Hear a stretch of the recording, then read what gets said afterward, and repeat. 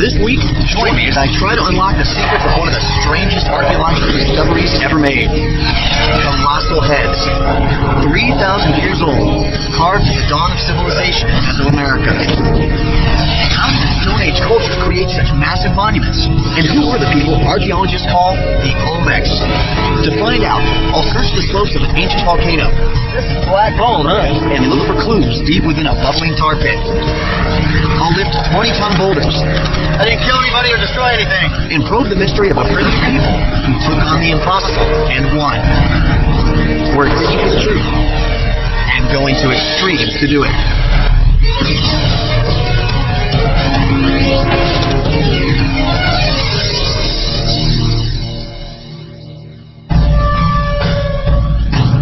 Deep in the Central American jungle lies a mystery that has been puzzling archaeologists for decades. Colossal stone heads. Hi, I'm Hunter Ellis. This monolith is over 30 centuries old and weighs more than 10 tons. But who made it? And how? I've traveled to the heart of Mexico to find out the secrets of the kings of the Stone Age. They were the Olmecs, the people of the forest. To find them, we have to journey back through the civilizations that have come and gone in this land. The Aztecs are the most familiar. 500 years ago, they created a vast empire that covered more than 80,000 square miles. They built great cities, huge temples. They sacrificed thousands to their gods, then fell to the Spanish conquistadors. The Olmecs came before them. The Maya, too, share the Aztecs' renown, and also left a great legacy in stone. They ruled an empire that encompassed 100,000 square miles and more than 20 million people. Their temple walls tell us about the rise and fall of their gods and their kings. But go back further still. Centuries before the birth of the Maya, and 1,200 years before the birth of Christ, the Olmecs emerged from the lowland jungles of modern Mexico. This was the time of Tutankhamun and Ramses the Great in Egypt. While here in Central America, there was only jungle until the Olmecs came. In terms of scale, the Aztec and the Maya civilization border on the epic, but size isn't everything. The Olmecs may have ruled fewer people, but they were also the first to rule. They are a people shrouded in mystery. The jungle has swallowed almost everything they made. In fact, no one even knew they existed until the first giant heads turned up. Colossal heads. Strange and disembodied. 17 of them. So far. The Anthropological Museum of Jalapa, Mexico is home to 6, the largest collection of Olmec colossal heads in the world. For curator Roberto Luna Gomez, these heads are his museum's greatest mystery. Very good, thank you very much. Being that it was that long ago, how did they create these heads? What were their tools like? No metal tools. So this is all stone on stone? Only stones against stones. Rock against rock. Roberto says its features were painstakingly carved by grinding and pounding. Who were these people? And what did these huge heads mean? As works of art, the heads are incredible. The largest weighs over 20 tons and stands over 11 feet tall. Every head wears a unique helmet, and every face is an individual. Stern, benign, powerful. As archaeological discoveries go, they're baffling. To find out more, I'm heading to the Olmec's first capital city, San Lorenzo. In their time, this was a swampy jungle. It's the worst place for archaeologists trying to find the remains of an ancient civilization. Human bones, textiles, wood, everything that's not made of stone or pottery simply rots away. Nothing like hiking through a jungle in 100% humidity.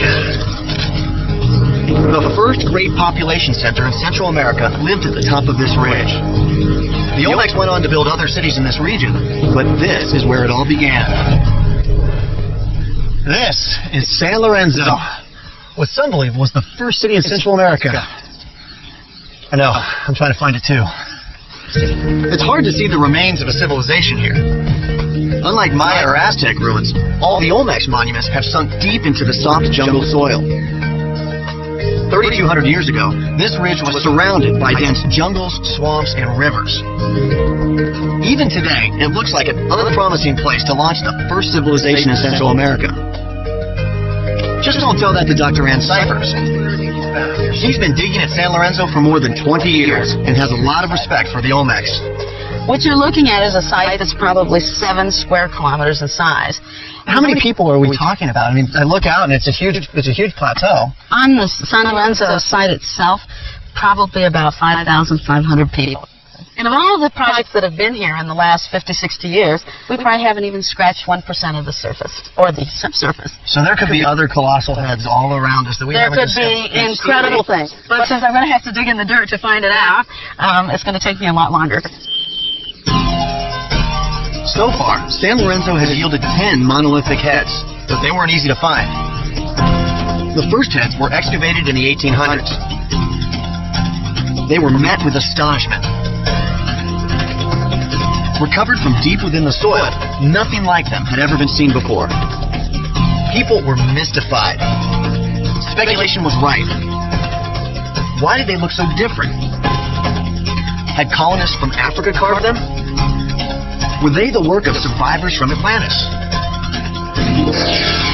But by the 1940s, archaeologists had gotten over their shock. They began to appreciate them as indigenous works of art and started calling the Olmecs of San Lorenzo the mother culture of Central America. It's a story Ann Cyphers knows better than anyone. Over here to the east, there's something very, very interesting. Okay. Unfortunately, this very, very interesting thing is no longer here. It's a huge hole. It's a huge hole, and it has something quite colossal in it. Ah, a colossal head, I'm guessing. You're so right. Now, which colossal head came from this site? Colossal head number 8 was removed from this place. Now, that's the beautiful one in front of the museum, right? That's right, the one as you go into the Jalapa Museum, that is the first head you see, and it came from there. Unbelievable. But what's even more fascinating about where it came from is the fact that it was buried, intentionally buried within an earthen platform. In other words, that means it was hidden. So you it couldn't was see it. placed on the ground, and then the platform was built over it, so that it was completely encased in dirt, and so it was totally invisible to people. So it was like a memorial in a sense. Exactly, like a memorial, something with a high degree of symbolism. And interestingly, it's on the east. The east, the sunrise, the place of the ancestors, perhaps.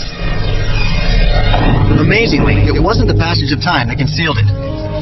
This colossal carving was deliberately and ceremoniously buried. All the other heads show signs of weathering and erosion. But not this one. It's unique. A singular Olmec mystery. But even if their giant monuments can be uncovered, their daily life remains a puzzle. One that archaeologist Carl Wendt wants to solve. He studies the materials the Olmecs had on hand and how they used them. He says the Olmecs had one signature resource that I need to see for myself. Alright, so what do we need? Buckets, there's some shovels, And it looks like he has something messy in mind. got your boots. Boots? How come there's only one pair? Yeah. Is this the new guy thing? Yeah. Guess I'm getting dirty. Ugh. We walk into the nearby field. When the Olmecs came here, they didn't hike through farmland. They hacked through jungle. Whatever was here was valuable. Okay. And it still is. Check this out. Whoa. It's a lake full of tar. This is awesome. Black gold, huh? Yeah, this is the stuff.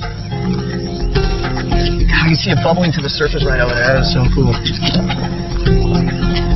More or less, it's crude oil. You know, it's just stuff that just kind of oozes from the ground. Just don't have like ice where you're going to break through at any moment. No. Okay. No, this is Just be careful there, and yeah, don't lose your footing, because I left the rope in the car. So is this flammable? You know, it is, but you have to, I've found in my experiments that we have to get this at a pretty high temperature before it actually starts to burn. So we're safe for now. We're safe for now, but if we let a fire into this on a fire, yeah, it'll burn. Carl says the whole region is dotted with seepages like this, surrounding the Olmec site at San Lorenzo. Okay, so how do I want to do this? This is the heart of modern Mexico's oil country. Here, the crude oil just wells up to the surface and congeals. And let the water roll off a little bit. There you go. Oh, look at that beautiful sludge. Oh, you can see the water just bead right inside. Yeah. Oh, wow. How many different ways could they have used this? You know, we know they used it for decoration, for example, on figurines and things like this, as a paint. We know they've used it for adhesive. You know, all sorts of different kind of multi-purpose material. I mean, just as people today would use it. It's the glue. It's their duct tape. It's their duct tape. A million uses for That's it. It turns out that people have been using asphalt for millennia, especially here in Central America. For Carl, fragments of asphalt found far from San Lorenzo are invaluable. These chunks were once collected and processed by the Olmecs. Most of their artifacts rotted away a long time ago. But a whole range of Olmec materials, primarily wood and textiles, have left impressions in asphalt. That shadowy presence provides an insight into Olmec daily life. So tell me what you're able to learn about the Olmecs by studying a site like this. Well, you know, one of the things that I've been doing as part of my work is not only trying to do experiments to see how they process the material, but I've been doing some research on trying to source analyze the material. In other words, trying to rehab the artifacts from the excavations. And I've been able to trace back some of the artifacts, the asphalt artifacts, to particular areas where seeps are from. And that tells us about trade patterns, exchange, interaction, all these types of things that are really difficult for archaeologists to understand. From studying artifacts like asphalt, archaeologists are getting a clearer picture of how the Olmecs traded their raw materials and finished products. They've discovered that the Olmecs traded goods over hundreds, if not thousands, of miles. Well, looks like we got our 2 buckets. Is that enough? I think so. And I'm already dirty. All right. Well, I'm stuck. So let's unstick our way out of here. All right. Sounds good.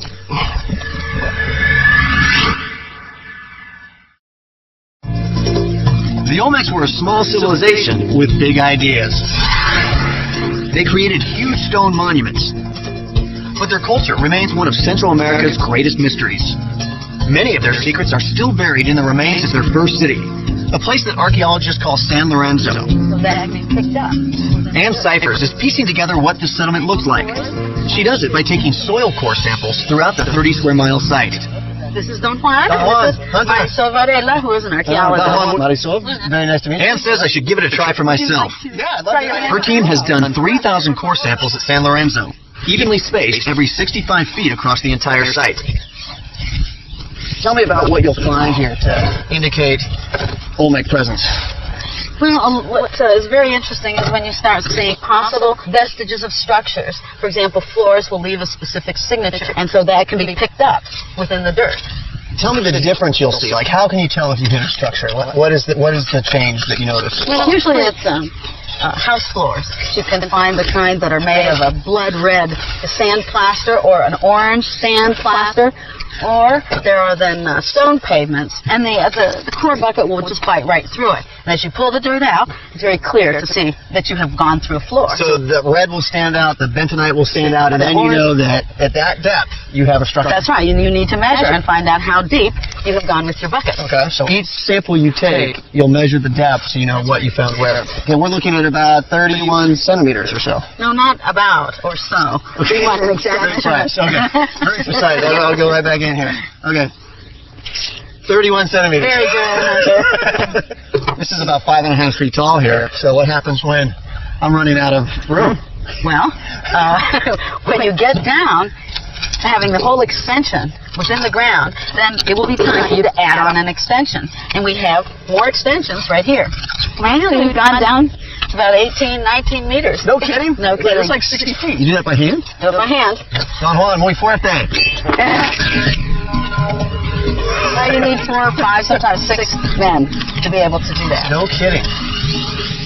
Now I see why we know so few details about the Olmecs. Right into the dirt. Their occupation layer is up to 60 feet down. It's like looking for buried treasure. This is an Olmec site, so the treasure I'd like to strike isn't gold or jewels, it's stone. And it's almost as rare. In fact, the closest source of stone for the Olmec's colossal heads is a long, hard way from here, in a place called the Tuxtla Mountains. The Tuxtlas are a group of volcanoes in southern Veracruz. They are at least 40 miles away from San Lorenzo. Up here, mammoth stones are everywhere. Many of them are bombs, blobs of lava that are thrown out by an eruption. But if this is where the Olmecs came to get the stones for their monuments, just how did they get them back?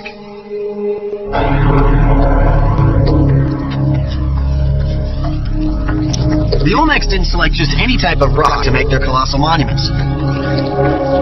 They used especially hard basalt.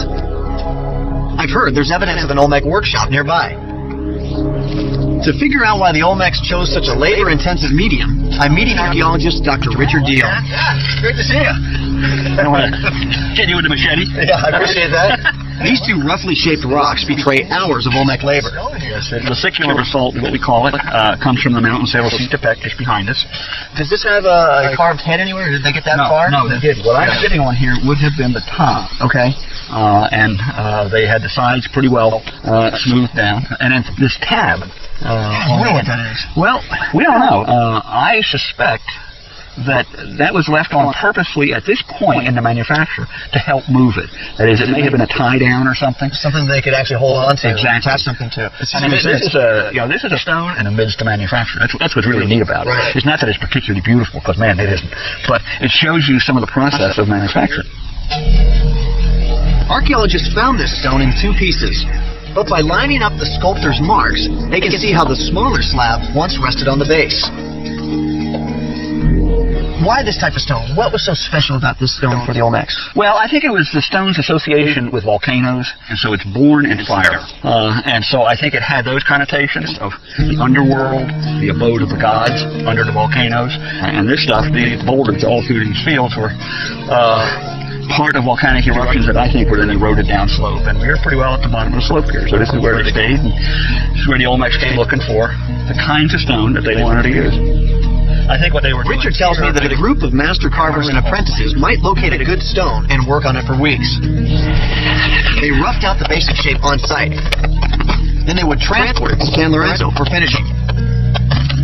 And apparently they got fairly well on with working this thing when something happened. Was this an apprentice here? Well, I wonder, yeah. It's broken. After he broke it, he was probably no longer an apprentice. He was probably a farmer. I think there were a relatively small group of carvers here at any one time. But then when it came time to move the stone, that's when you had to bring in a bazillion people. It could be that the entire community showed up here to help. That's absolutely incredible. It's really amazing what these folks could do.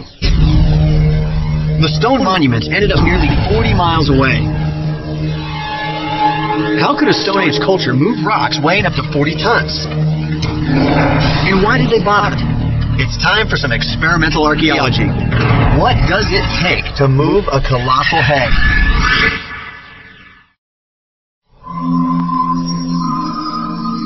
Before the dawn of the Olmecs, the peoples of Central America lived in small groups. They survived by hunting and gathering in small-scale agriculture. Populations were sparse. There were no leaders with huge labor forces under their command. Then, in 1200 BC, the Olmecs emerged from the jungle and established Central America's first political center, a city filled with powerful monuments. What exactly sparked this dramatic development? We may never know, but they left us some pretty large clues. Hefty ones, too. And carving them was only half the battle. How did they move these massive rocks to their capital, which was in the middle of a swamp and 40 miles away? Today, it's a piece of cake. All it takes is a phone call. Let's pick one up and get a sense of the size we're talking about here. Now this is a good rock for a colossal head. Esta roca, por favor.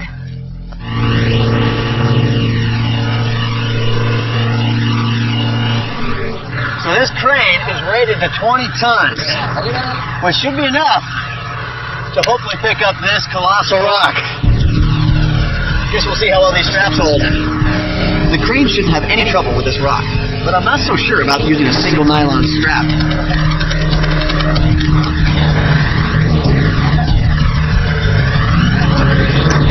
Success! Now we just have to figure out whose head we're going to carve. 14 times, no sweat. And we didn't even lift a finger.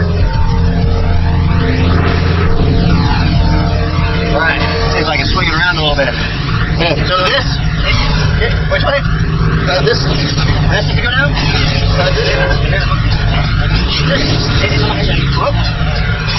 The translation thing's a little difficult. The Olmecs didn't have it so easy. This is about average for the rocks they were moving. Some were more than twice as big. Alright, I didn't kill anybody or destroy anything. I think that was lucky. With little more than brute force and sheer determination, they moved rocks weighing up to 40 tons. But how did they do it? No one really knows, other than it required a lot of manpower. Still, Dr. Carl Wendt has some ideas. It's definitely not an Olmec head. No, it's not an Olmec head, but I think you'd be surprised. Yeah. So, how much do you think each one of these weighs? You know, I'm guessing probably around a half a ton. Okay, so about 1,000 pounds. And so, some of the smaller Olmec heads weighed how much? Much more, 7, 8 tons. Okay, so I mean we're talking about like 14 to 20 times the size, basically. Sure. But we're starting small. I'd like to see what we can do on our own here first. All right. Well, okay. Might seem a little bit crazy, but when you stop to think about it, what tools did the Olmecs have? They didn't have metal tools, but maybe they had ropes braided from liana vines or wooden levers. And a little leverage can go a long way. And what did other cultures do? Well, that's a good point because one of the ways we get ideas about how the Olmec moved it is by looking at other cultures. Other cultures used a number of different devices to actually reduce again the friction and ease of the pulling of these stones. Just as the Egyptians deployed mass labor to move the building blocks of the pyramids, so did the Olmecs, but on a very different scale. San Lorenzo's population was a mere 5,500 people. So their challenge was a bit like Carl's and mine. All right, where do we start? Well, we are the guys, so... Yeah, I think we can move a lot of rocks from these guys. We've asked them to figure out how to move this stone using only rope, levers, and sweat.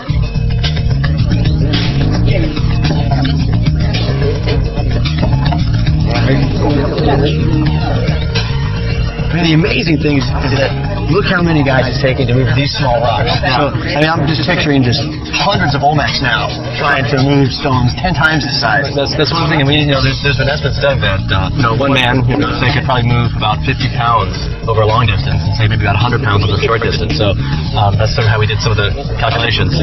Extrapolating from what one person can accomplish, archaeologists have calculated that more than 1,000 men might have been needed to drag a stone that weighs 40 tons. That's a couple of full garbage trucks.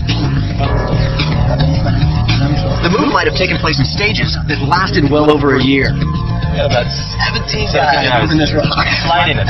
The Olmecs probably needed as many people again to feed them, prepare shelters, and clear the road. They're moving it, but it's kind of slow. So I think we should change the techniques a little bit and put on some sort of a sledge. Carl says they would have tried to reduce the friction as much as possible, and a wooden sledge does make the pulling easier. This moves pretty smoothly. Yeah, a lot better. Yeah. And remember, they never invented the wheel. The best they might do was to use some logs as rollers. Oh yeah, would you get up on those? I'm beginning to get a true appreciation of all the obstacles the Olmecs were up against. But the really big invention of the Olmecs was in their organization of human labor. Even using all the materials the Olmecs had available to them, moving a stone like this in this environment is a tough job.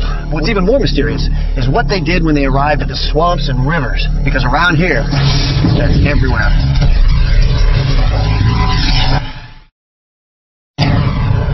In order to get the stone to their city, which used to reside on that plateau right over there, the Olmecs had to traverse miles and miles of swamp and jungle, which today have been replaced by crops. But in the wet season when it rains, this place is entirely flooded, and San Lorenzo becomes a virtual island. The population of San Lorenzo was nourished by the rich wetland environment. Large-scale public monuments only became possible because individuals created surplus food, freeing up others to serve as artisans. Even today, one man with a net can gather a lot of food. I want to see how. So I thought I'd meet up with one of the locals to see if he could show me the ancient art of net casting.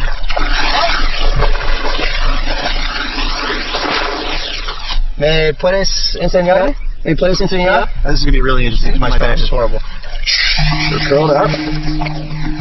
The Olmecs probably fished pretty much the same, but I bet they were a lot better at it. This is really complicated. I have no idea where any of this is going. So, though their nets have rotted away, ceramic beads have been found that may have been weights for nets like this. Ah! Beginner's luck!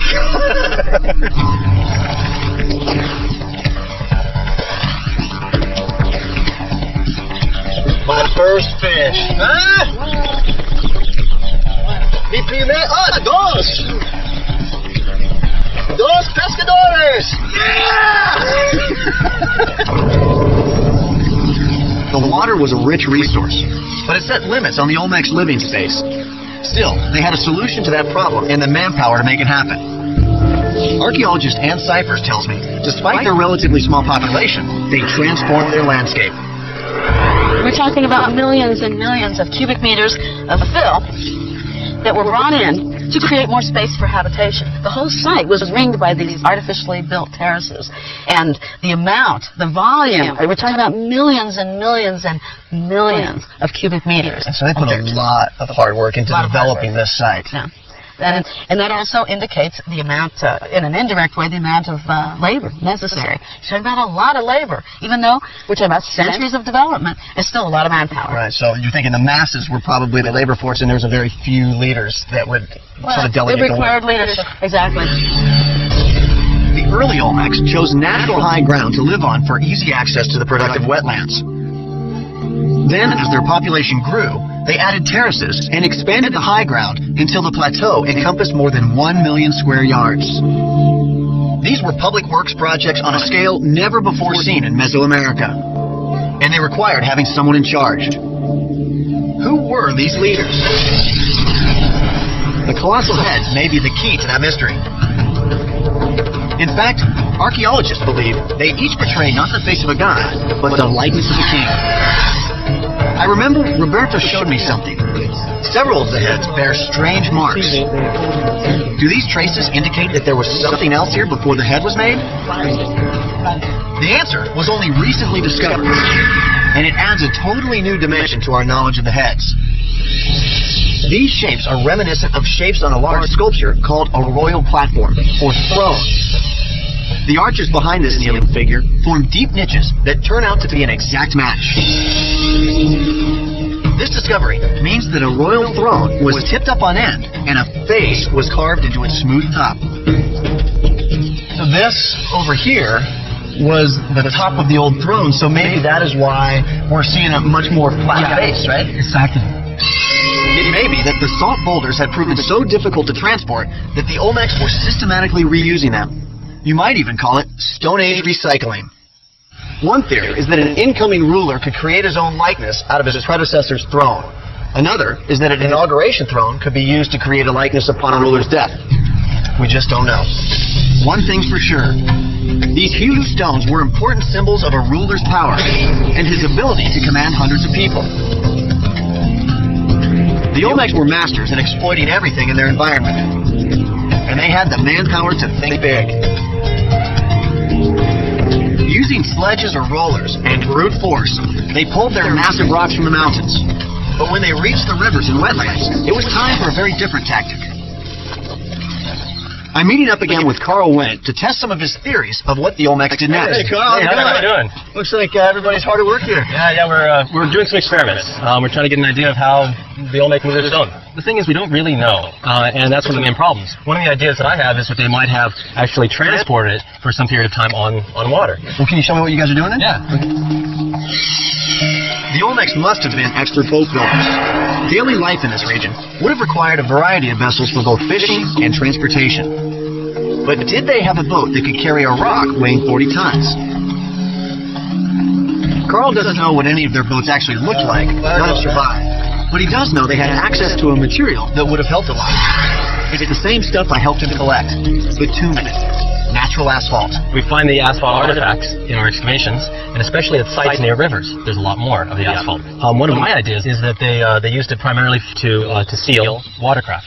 Interesting. So it waterproofs your vessel. Exactly. So tell me about the process. Well, what we'll do is we're going to put it in the asphalt into the pot. We'll cook it down for some time to evaporate the more volatile components, and then at which time, maybe after 20 minutes or so, we'll add some of the additives and be ready to go. And is this how the Olmecs would have done it? You know, it is, because, in our excavations, we find pots with residues of asphalt on the interiors, and then drip marks actually on some of the exteriors, suggesting that they would have heated it in pots, processed it, and then poured it out, for application. All right. This is what we're going to do.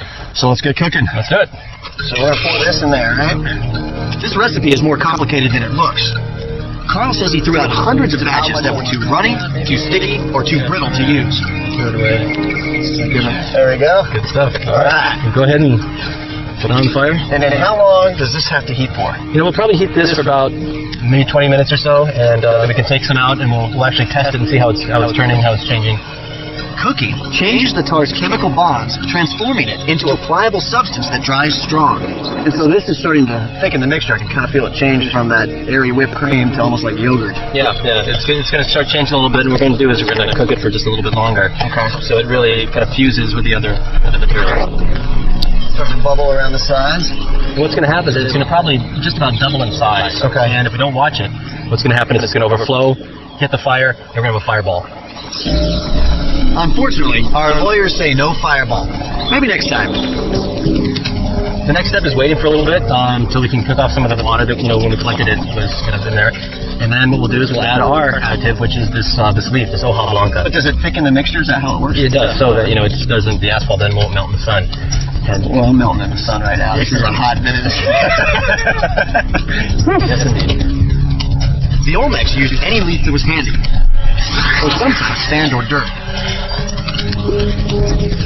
Adding other materials to the mixture while it's cooking reduces the time it takes to thicken and the amount of wood needed to fuel the fire. There's little difference between the asphalt the Olmecs made 3,000 years ago and the stuff we pour on our roads today. So what type of design are you using? What kind of canoe could the Olmecs have had? Well, since everything rots here, we really don't have any idea if they had plank canoes like this. Carl explains that the Olmecs probably had rafts or dugout canoes. Today, large trees are hard to come by, so he's experimenting with different ways of building them. Beautiful. All right. They would have still had to seal the canoes in some way, or the watercraft in some sort of a way. Let's try out our asphalt. This is the same way they would have done it too, huh? We're using it to make our boat watertight. The Olmecs could have made plank canoes too. Carl has found asphalt with the impression of royal palm wood, a tall, straight tree that splits easily. Even if the dugouts were their only canoes, they may have been painted with asphalt to make them resistant to rot. Now, how long does this take to harden? The mixture we have right now is going to harden pretty quick, but we need some time to let it sit. Okay. No, that's really good. Good stuff, huh? So what works well with this? Baby oil. Really? Or diesel for the really adventurous type. Hopefully we can clean up. This doesn't look much like a Stone Age boat, but it works for our purposes. Will our Olmec boat carry its load, or will we be swimming with the Caimans?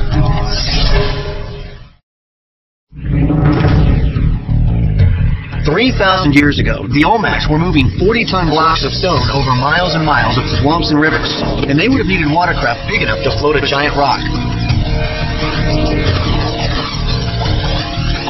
We don't know what these boats looked like, but we do have an idea of their size. Archaeologist Carl Wendt and I built a canoe using the same asphalt recipe that the Olmecs used 3,000 years ago. Will it seal our boat well enough to float a rock?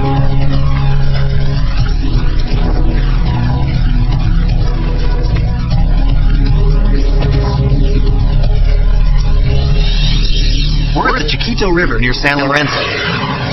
Rivers snake all through this region. A water route might have meandered, but it would have been a lot more efficient than dragging over land. Archaeologists have even suggested that the Olmecs floated their rocks into the Gulf of Mexico and then up the Coatzacoalcos River.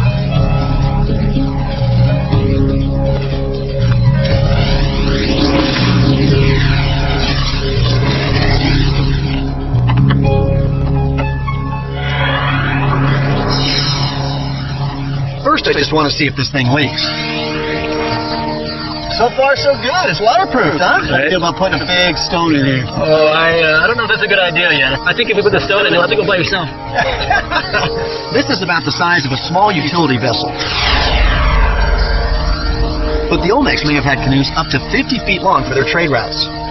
Still, floating a 20-ton rock would require an even bigger boat than that. Our small canoe can't even support this relatively small stone.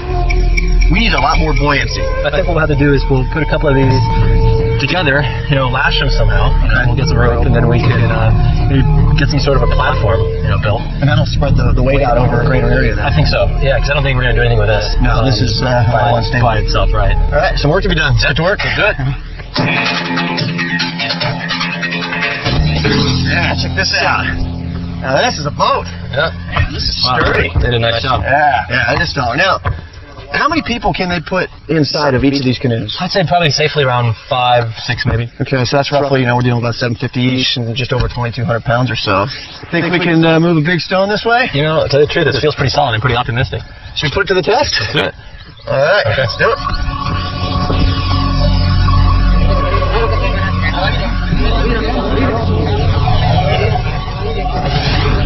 This is where we turn it over to the experts.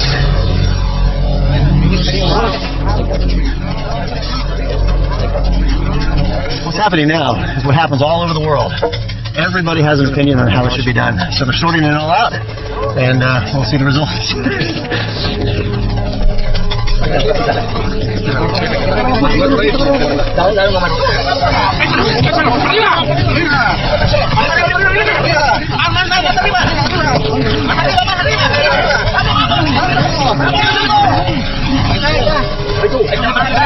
Unbelievable. Oh my God. Imagine a stone 20 times that size.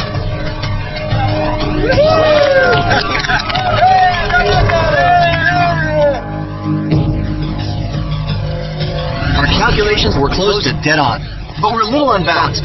Between the stone and 3 guys, we're on the verge of taking on water. But the Olmecs knew what they were doing. Once we load the stone onto the raft, it not only moves along easily, it also requires a much smaller team.